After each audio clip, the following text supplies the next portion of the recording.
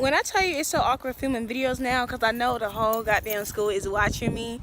Like, what's up, bitches?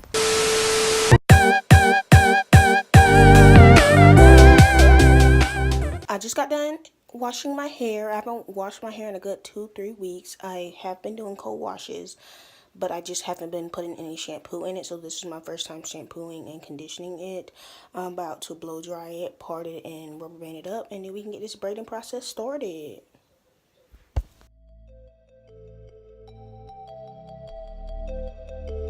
My parts are done. My mom went to go buy me some hair. She brought me a color 2. I told her I was a 2B, but it's okay, I guess. Since I'm only doing bob box braids, I'm going to cut this hair in half because that'll save me hair. And so yeah, if I cut it in half, this is what it'll be, and then this is how it'll be on my head. Oh, that's long enough, girl. Yes. Watch me mess it up.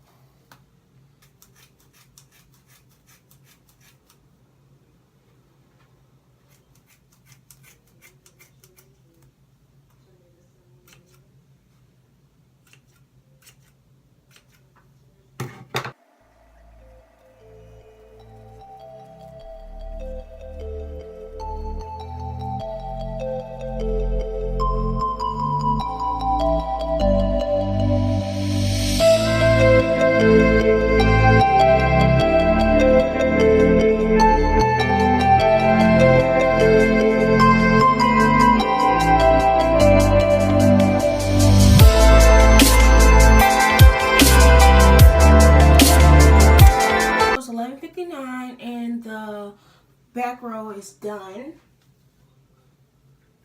I know it's uneven, but it's okay because I gotta go back and cut them up anyway.